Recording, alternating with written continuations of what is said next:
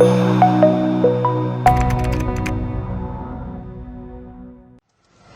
الرجال؟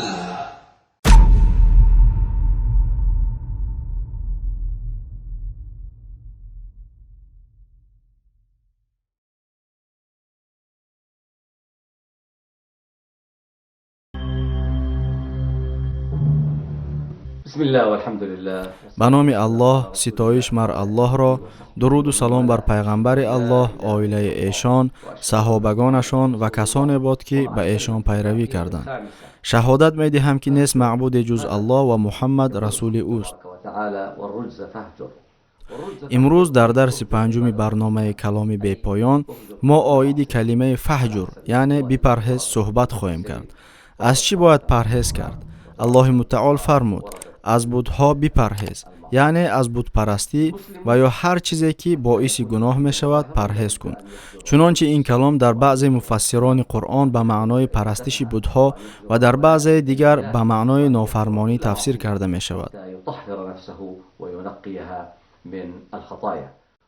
مسلمان برای پاک و بی آلایش از گناه بودن باید از پرستش بت‌ها و خدایان غیر الله حذر کرده از هر گونه گناه بپرهیزد و نیز جامعه را لازم است که در برابر قانون‌های خود یعنی سرقانون از فساد و کفر کناره‌گیری کند و به جز از مسلمانان کسی را پشتیبانی نکند.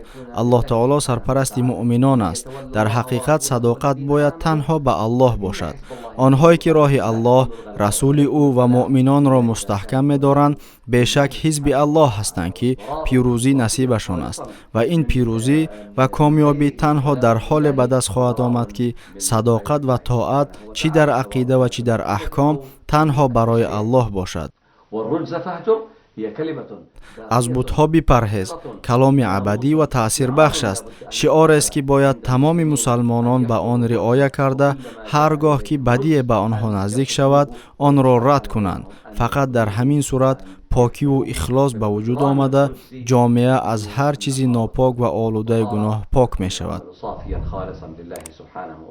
در آخر از الله برای گناه‌هایمان طلب مغفرت می کنیم. استغفر الله لي ولكم.